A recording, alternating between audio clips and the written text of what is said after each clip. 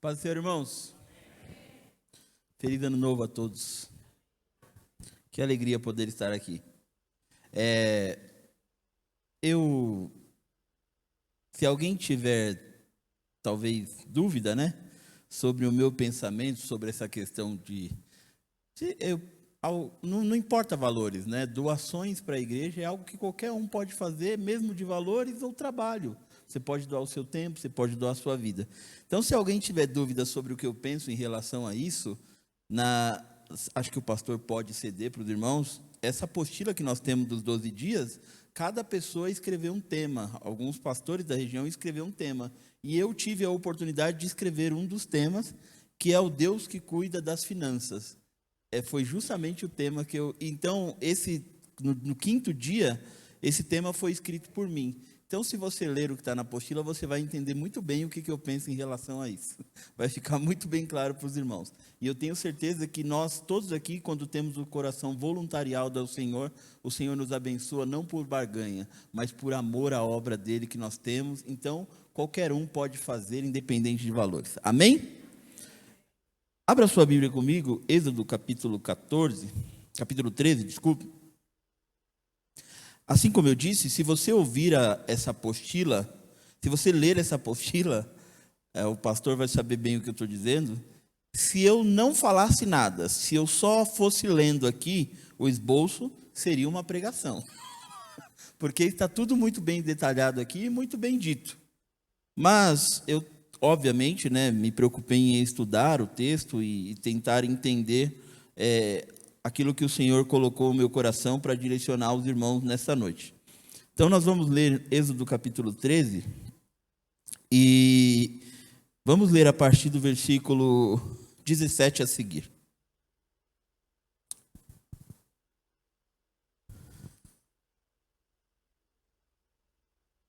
Amém?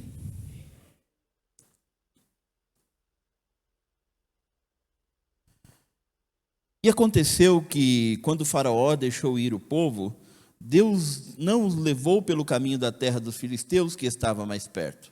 Porque Deus disse, para que, porventura, o povo não se arrependa, vendo a guerra, e tornem ao Egito. Mas Deus fez rodear o povo pelo caminho do deserto, perto do Mar Vermelho, e subiram os filhos de Israel da terra de Egito armados. E tomou Moisés os ossos de José consigo, porquanto havia este estreitamente ajuramentado aos filhos de Israel, dizendo, certamente Deus vos visitará, fazei, pois, subir daqui os meus ossos convosco. Assim, partiram de Sucote e acamparam em Etã, à entrada do deserto. E o Senhor ia diante deles de dia, numa coluna de nuvem, para os guiar pelo caminho, e de noite, numa coluna de fogo, para os alumiar, para que caminhassem de dia e de noite. Nunca tirou diante da face do povo a coluna de nuvem de dia, nem a coluna de fogo de noite. Amém? Pode se assentar, por gentileza? Esse texto bíblico, ele trata sobre a história de um povo que ficou cativo por muito tempo nas mãos de um homem chamado Faraó. Perfeito. Nas mãos de um homem chamado Faraó. E é engraçado que quando esse texto ele começa a ser contado a partir do versículo 13, do capítulo 13, ele começa a Deus trazer alguns direcionamentos a Moisés para conduzir esse povo. E quando ele quando Moisés sai do Egito com esse povo, Deus dá diversos direcionamentos para que o povo entendesse que a mão de Deus estaria com eles, para que o povo entendesse que a mão de Deus estaria ajudando ele em todos os tempos. Então Deus provê alimento, Deus provê socorro, o próprio socorro das mãos de Faraó. E para que nós possamos entender um pouco dessa questão uma coluna de fogo e uma coluna de nuvem, isso são símbolos da presença de Deus. E se você vai para uma discussão teológica, existem pessoas que acreditam na ideia disso não ser literal não ser de fato uma coluna presencial, existem pessoas que acreditam ser, mas eu não quero entrar nesse mérito. O que eu quero, e a Bíblia me dá toda a certeza, é que isso era um feito divino. Isto era um feito totalmente divino, isso era uma providência de Deus. Essa coluna, ela simbolizava por diversas vezes a presença de Deus no meio daquele povo. E é bem verdade que por muitas vezes na vida nós podemos pensar diversas coisas, ou até mesmo imaginar diversas situações na vida, e que se nós formos ler a palavra de Deus, diversas vezes a palavra irá dizer o quê? Que Deus está conosco. Que Deus está conosco. E aí é muito fácil olhar nos dias de hoje, nós como os homens e mulheres de Deus, e dizer assim, não, o povo era terrível, porque o povo estava todo tempo murmurando, aquele povo estava com a presença de Deus, notoriamente sobre a presença deles, mas o que eles estavam fazendo? Murmurando, como se eu e você, em certas situações da vida, não murmurássemos no ano de 2023, mas só foi 2 dias do ano de 2023, e olha que é capaz de ter gente aqui que já murmurou. Então é muito fácil nós analisarmos essa situação e pensar, não, esse povo tinha uma manifestação divina, evidente de que Deus estava com ele. Irmãos, nós hoje não temos uma manifestação física de todos os momentos. Em alguns momentos sim, podemos até ter, mas em todos os momentos das nossas vidas, nós temos uma manifestação da presença de Deus. Eu não vou saber dizer o número exato, mas quantas mil pessoas morreram de Covid? Milhares, e milhares, e milhares. Quantos aqui tiveram Covid? Estão aqui vivos. Isso foi a evidência do cuidado de Deus sobre a tua vida. Eu, sinceramente, não sei se eu tive ou não, mas todas as vezes que eu tive suspeita, eu fui fazer o teste e graças a Deus deu negativo. Mas isso era uma evidência do cuidado de Deus sobre a minha vida.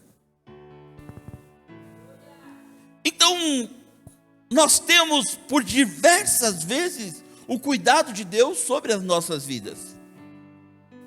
Eu estava no sítio do meu sogro, nesse final de ano, e nós estávamos lá na piscina, tudo legal, bonitinho, e brincando. Na verdade eu não estava, eu tinha entrado e já tinha saído da piscina. E a Julie, ela está agora, que ela, na cabeça dela, que ela sabe nadar. Na cabeça dela, ela sabe nadar. E é um negócio de tira-boia. Quando nós viajamos juntos, o pastor e a Débora sabem. Nós, toda hora, tira a boia, pai, tira a boia, mãe. E aí, ela já não estava mais na piscina. Mas o que ela fez? Ela olhou para a piscina e falou, eu sei nadar. E pulou na piscina, irmãos. E eu fiquei até surpreso, porque ela dava uma subida assim, respirava, e descia um pouquinho, subia e respirava. Mas eu não olhei se eu estava com o celular. Graças a Deus, o celular, pelo menos nesse momento, ele garantiu que foi a prova d'água. Porque eu pulei com tudo que eu estava dentro da piscina. Mas isso é um cuidado de Deus. Por quê? Porque teve outra criança que estava do lado de fora que gritou, a Julie! E se ela estivesse sozinha naquele momento? São evidências do cuidado de Deus sobre as nossas vidas. Ah, mas isso é uma coisa natural da vida. Não, irmãos.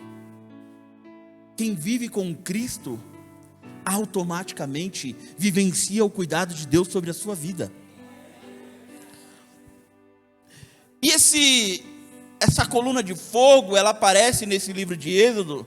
E essa coluna de nuvem também, ele aparece e tem várias outras referências em Números, Neemias, Salmos 99, versículo 7 e 1 Coríntios. Então, por diversas vezes nós vemos essa manifestação através desse símbolo.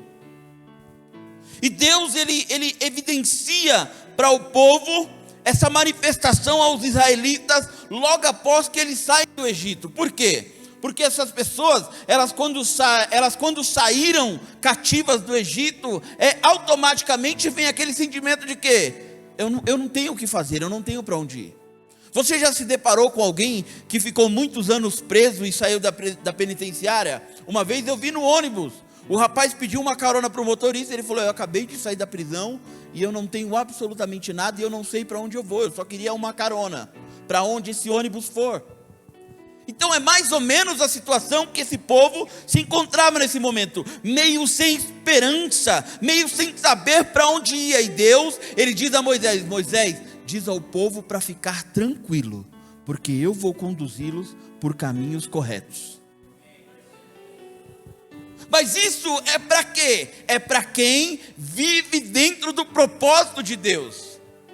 Ah, mas o povo murmurava, mas Deus tinha um propósito. E qual era esse propósito? Esse propósito era caminhar para a terra que mana leite e mel. Então, se há um propósito de Deus sobre a tua vida, se há um propósito de Deus sobre a minha vida, não adianta o inimigo querer derrubar, não adianta o inimigo querer destruir. Você pode até caminhar por outros lugares, você pode até caminhar por outras situações, mas Deus irá te levar ao lugar que Ele determinou para que você esteja. Sabe por quê? Porque o propósito é dele, porque a glória é dele, porque o poder é dele, e é tudo para a glória dele.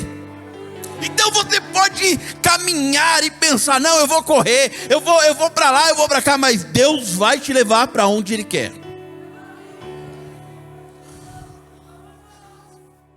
E aí esse povo começa a pensar. Pastor, eu fiquei muito feliz quando eu li esse estudo, porque o Senhor colocou aqui 3 pontos que são cruciais e bem peculiares nesse texto, que são muito bem observados: proteção e provisão, orientação e refrigério. Esse povo, quando vai caminhando e vai se de certa forma desesperando com o que está acontecendo, Deus, ele começa a dizer: olha, fala para o povo que não vai faltar comida, fala para o povo que não vai faltar provisão dos céus para a vida deles. E aí vem o que é citado aqui: a orientação, a provisão, a proteção e a provisão. Deus, irmãos, Ele é tão especialista em prover as coisas para as nossas vidas, que na maioria das vezes, Ele não provê o que queremos. Porque nem sempre o que queremos é de fato o que precisamos. Porque nem sempre quando imaginamos alguma coisa boa para a nossa vida, de fato é. Sabe por quê? Porque Deus, Ele é onisciente, Ele conhece além do que nós imaginamos. Então automaticamente, por muitas vezes, nós dobramos os joelhos e ficamos insistindo em uma coisa, dizendo: Deus, eu quero. E não é isso que Deus quer. Quando nós fomos sair para voltar do sítio hoje, meus filhos começaram a chorar porque queriam ir para a piscina de novo. E aí eu falei: filho, papai não pode, papai tem que ir embora, porque o papai tem que ir para a igreja à noite, e para o Jesus. Ele, quando fala que é ir para o Jesus, eles associam que é a igreja.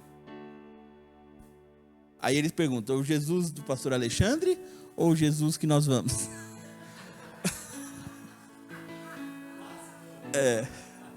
E aí eu falei: não, filho, nós vamos. Aí ele falou: mas pai, com aquela cara bem de choro que ele tem, pai, você compra um presente para mim?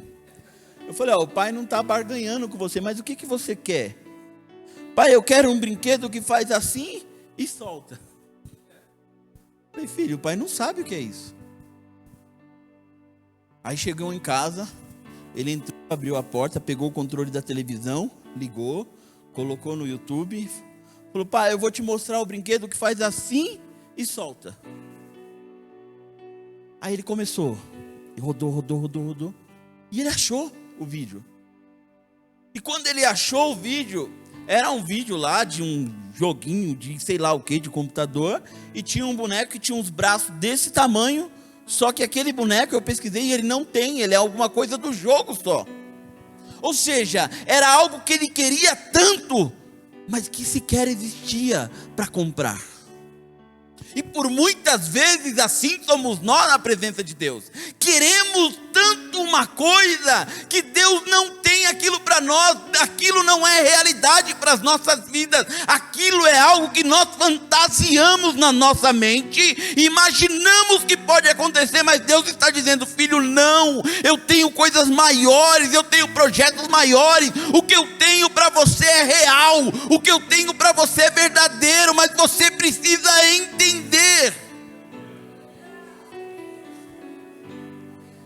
E se meu filho com 3 anos de idade, 4 anos agora, dia 22, daqui a 20 dias, eu falei: filho, isso não existe. Não tem um lugar que o pai possa ir lá e comprar. Tá bom? Tá bom, pai.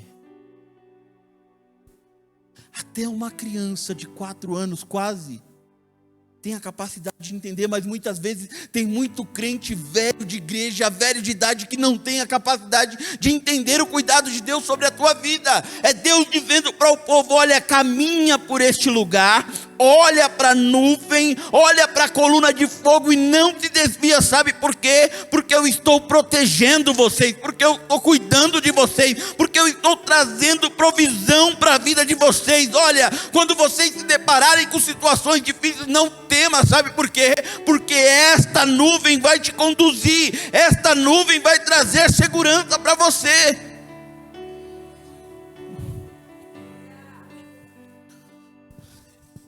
E aí Deus automaticamente diz assim para esse povo: mas tem um porém. Vocês não vão sair daí e caminhar por onde vocês quiserem. Eu tenho uma direção para a sua vida. Eu tenho uma direção para a sua vida. Senhor, mas o caminho é tão longo.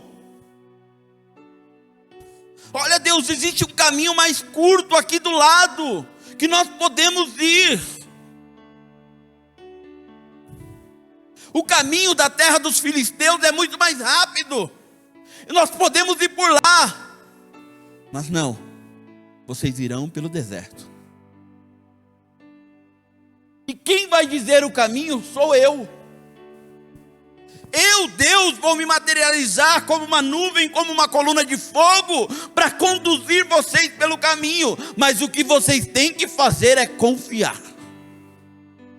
O que vocês têm que fazer é confiar na minha orientação. O que vocês têm que fazer é acreditar que eu sou o Deus que conheço o meu povo e sei por qual caminho que se deve andar. E aí eu quero ler uma parte aqui, justamente que foi escrita pelo pastor. Muitas vezes, quando enfrentamos tempos de desertos existenciais, de lutas, de dores, de enfrentamentos difíceis, ficamos desorientados, sem chão, sem rumo, sem norte, sem sul. Aquela nuvem servia como uma orientação divina. Eles olhavam e sabiam por onde caminhar. De noite a coluna de fogo e movia, eles olhavam para cima e sabiam como caminhar cá embaixo. Quantas vezes paramos e olhamos: não sei o que fazer. Eu literalmente não sei o que fazer. Talvez você, dia 31 de dezembro, às 23h30, você estava em algum lugar, rodeado de pessoas ou não. E talvez você possa ter parado e olhado assim: 2023 vem aí. O que vai ser de mim? Quais são os meus planos? Quais são as minhas metas? E aí talvez você olhou e disse: eu preciso emagrecer.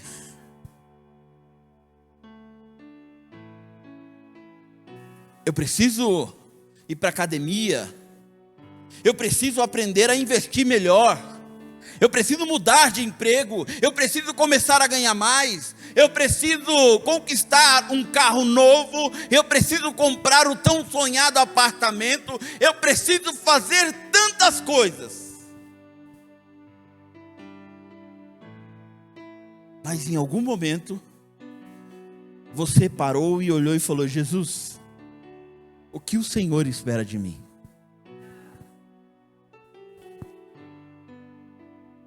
Ou melhor, o que eu espero de mim na presença de Cristo? O que eu quero fazer melhor este ano para Cristo? Começou-se aqueles posts de Instagram novamente, 1 de 365, 2 de 365. E talvez você está contando os 365 como 365 oportunidades de fazer algo por você. Mas Cristo está dizendo: aonde está o meu espaço? Aonde eu entro na tua vida? O que você planeja na minha presença? O que você deseja conquistar na minha presença? O que você deseja como orientação de mim para a sua vida? Não é pecado, não é pecado você planejar as coisas, não é. Pelo contrário, é muito bom. Mas se Cristo não faz parte do teu planejamento, está tudo errado. Se Cristo não faz parte da tua vida, está tudo errado. Precisa recalcular a rota. E essa nuvem, ela vinha como uma orientação. Ela vinha por vários momentos como algo muito importante de Deus, mostrando para o povo: olha, não vá para lá, não vá para a direita, não vá para a esquerda, vá, siga a nuvem, siga a coluna, siga a nuvem, siga a coluna. E aí você pode olhar assim e falar: mas que loucura! Eu acordo diversos dias no ano e olho para o céu e vejo tantas nuvens lindas. E a grande verdade é que eu não estou nem aí para elas. Talvez você dava mais importância para uma nuvem quando você era criança, porque você imaginava o algodão doce, ou você olhava e falava: aquela parece um coração, aquela parece um carneiro. Mas hoje, quando nós vamos para qualquer lugar, a Renata olha e fala: olha, a previsão vai estar tanto. Aí eu falo: vixe, eu só vou. Não, mas lá está dizendo que está calor. Pode estar o calor que for, não faltando o meu edredom e tendo sempre uma blusa, eu fico tranquilo. E aí tem pessoas que olham e falam assim: as nuvens hoje estão carregadas, vai chover daqui a pouco. Eu sinceramente não sou apegado a isso, não sei definir essas coisas. Mas só sabe a real necessidade de algo quem precisa daquilo.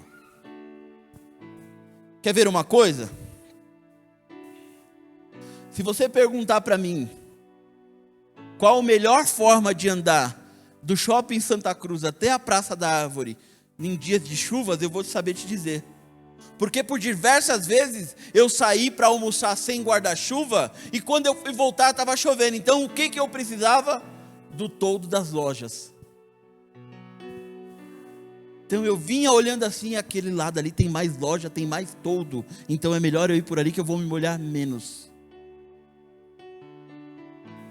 E aquela loja que não tinha toldo, eu ainda olhava para o dono e falava assim, eu podia pôr um toldo aqui, né? Para ajudar as pessoas nesse momento. Obrigado, Fê. Por quê? É a necessidade.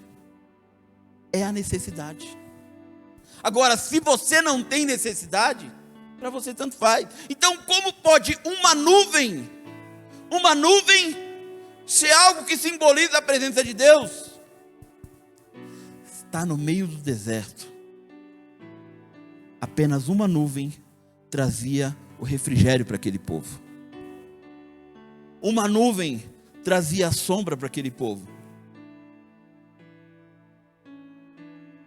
Já teve situações em que eu estava dirigindo no Campanário, por exemplo, e aí você vem de Diadema pela Prestes Maia, você anda, não, contrário, você está vindo do zoológico, você sobe, anda, quando você vai começar a descer a Curió, a chuva sumiu.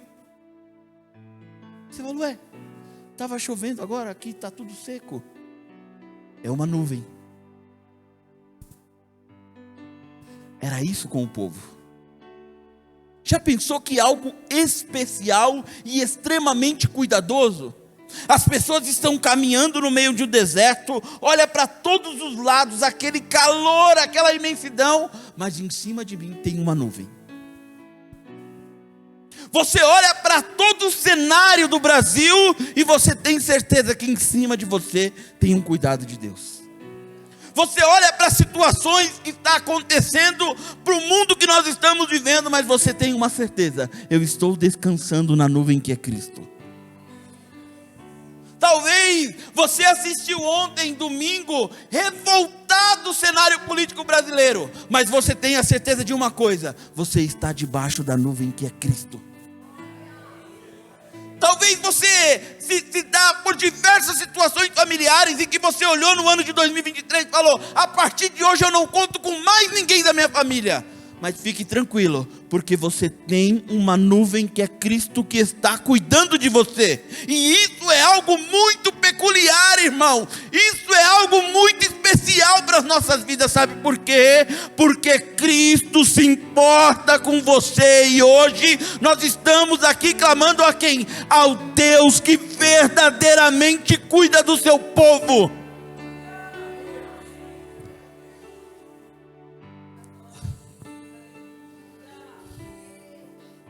Aí você imagina, de frio, de dia, aquele calor absurdo.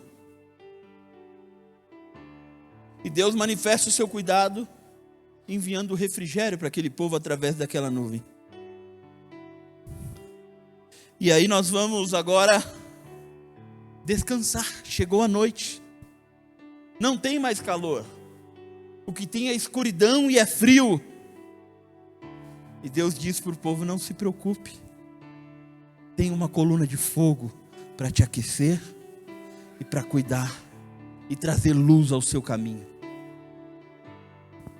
Isso é cuidado de Deus, irmãos, tão especial.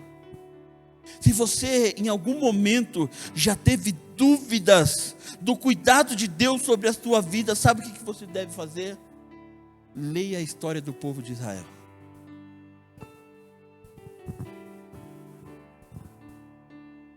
Você vai entender que Deus, Ele é especialista em cuidar das maiores dificuldades que nós temos. E uma das coisas que o ser humano hoje está mais precisando é do cuidado na alma. É do cuidado no espírito de Deus. Literalmente parece que colocar a mão lá dentro do coração e curar a pessoa. Sabe por quê? Porque tantas pessoas não têm mais prazer na vida, tantas pessoas não têm mais alegria em dar um sorriso, tantas pessoas não têm mais aquela intensidade em dizer que ama, em que está disposto disposto a ajudar alguém, sabe por quê? Porque eu venho falando isso muito com o pastor em alguns casos que nós estamos vendo. Muitas pessoas parecem que hoje em dia é ferro e fogo, é ferro e fogo, é ferro e fogo, mas Deus está lá do alto dizendo: meu filho e minha filha, eu sou o refrigério que você tanto precisa, eu sou a nuvem que te traz refrigério, a nuvem que tira o teu calor, mas eu também sou o fogo que aquece a tua alma.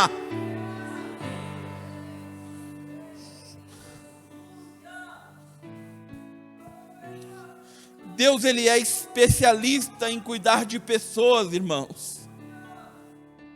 Deus, Ele é especialista em cuidar tanto de pessoas, que a sua graça é dividida de várias formas.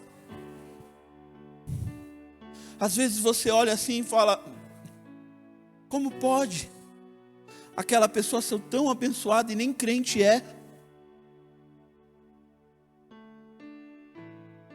Vamos dizer a verdade.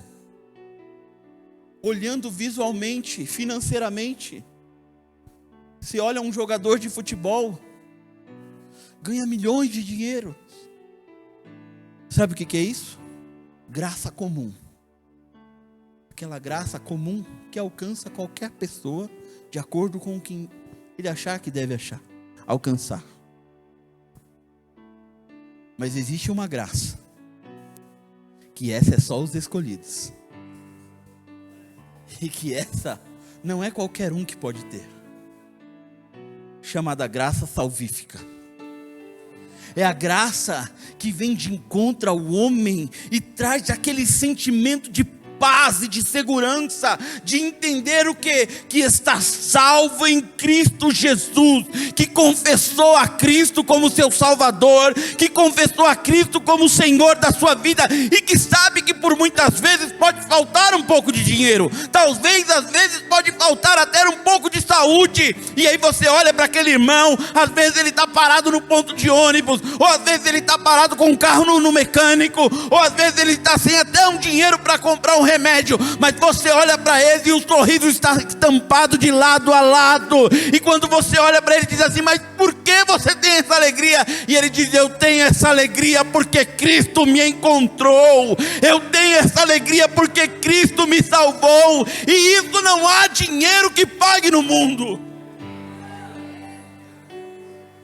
Então nós precisamos entender esse cuidado de Deus sobre as nossas vidas.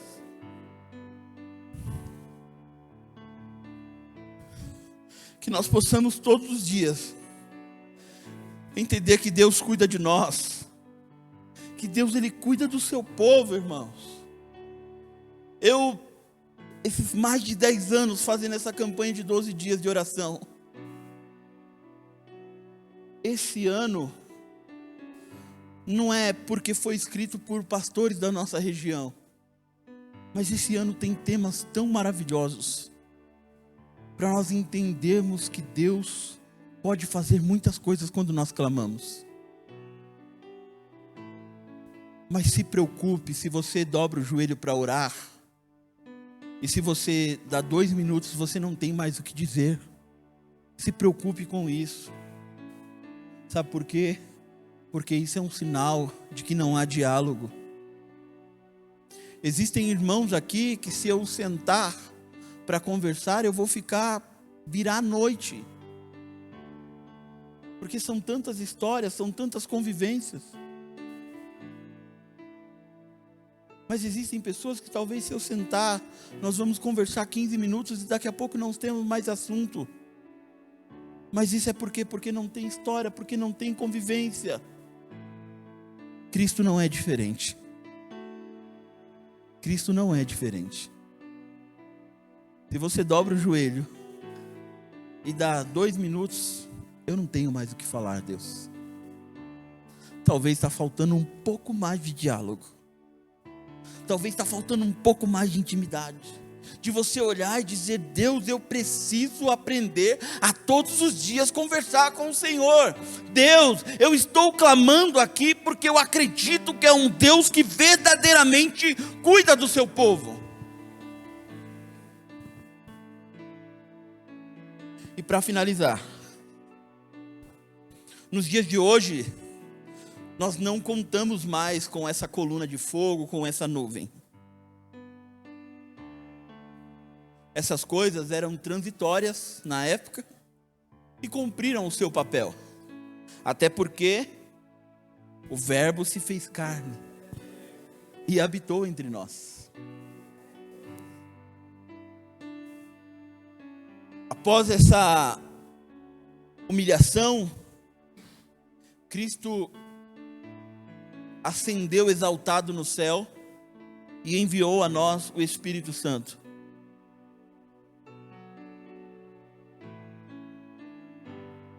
A coluna e a nuvem orientavam o povo.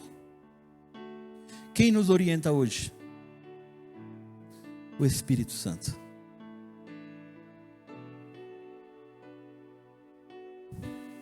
Ele não só nos orienta, como ele nos guia.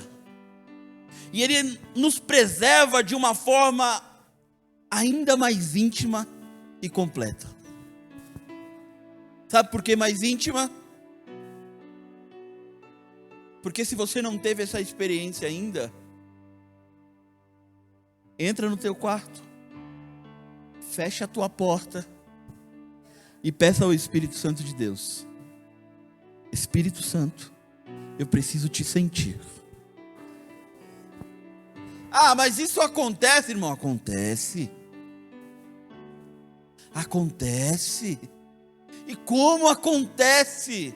É aquele momento em que muitas vezes acontece baseado na alegria, em que você está numa felicidade estupenda que você não sabe explicar, ou até mesmo num choro.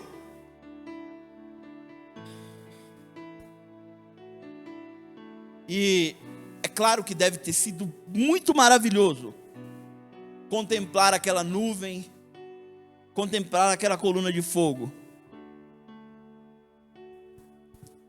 Mas aquilo era apenas algo externo.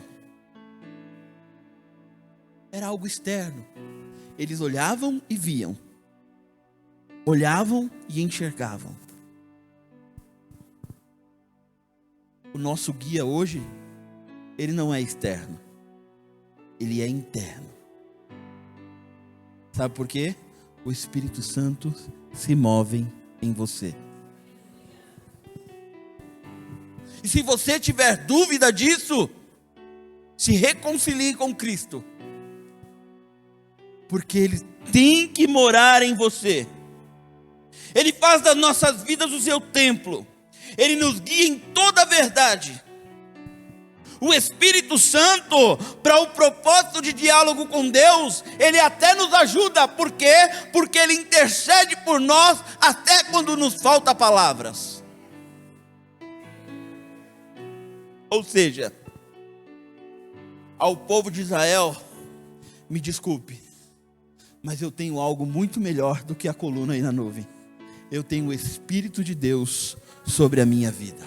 Você tem o Espírito de Deus sobre a tua vida. E esse Espírito de Deus é o que te guia, é o que te move. Esse Espírito de Deus é o que te ajuda a clamar ao Deus que cuida do seu povo.